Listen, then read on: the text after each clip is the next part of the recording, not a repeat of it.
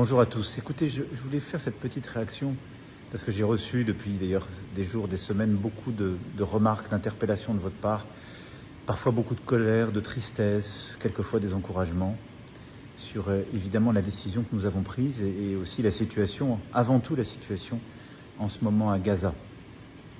Alors je voulais vous dire que comme vous, j'ai été blessé, heurté et partagé la douleur de toutes les familles de victimes et d'otages du 7 octobre 2023, que nous n'en oublions aucune. Il y a quelques jours encore, ici même dans ce bureau, j'étais aux côtés de certaines de ces familles. Je n'oublie absolument pas la peine, la souffrance, la détresse de toutes les familles de victimes de Gaza et ceux qui vivent aujourd'hui sous les bombardements sans avoir accès à l'aide humanitaire.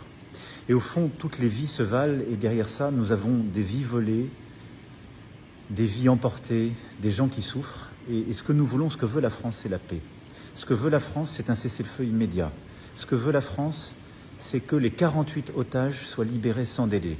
Ce que veut la France, c'est le retour de l'aide humanitaire à Gaza. Ce que veut la France, c'est un jour d'après possible à Gaza, avec le Hamas démantelé et écarté du pouvoir.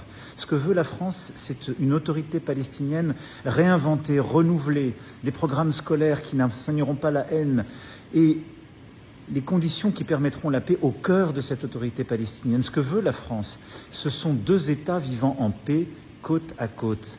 Un État d'Israël qui reconnaît un État de Palestine, un État de Palestine qui reconnaît un État d'Israël, un État de Palestine qui sera démilitarisé et qui vivra en paix aux côtés d'Israël. C'est cela ce que nous allons faire le 22 septembre à New York. Cette reconnaissance, c'est le début d'un chemin. C'est un parcours, avec toutes ces conditions, ces exigences pour les parties prenantes. Et au fond, c'est un parcours, un chemin pour la paix, pour sauver des vies et pour essayer ensemble d'être à la hauteur de ce que nous nous devons, la dignité humaine. Merci beaucoup.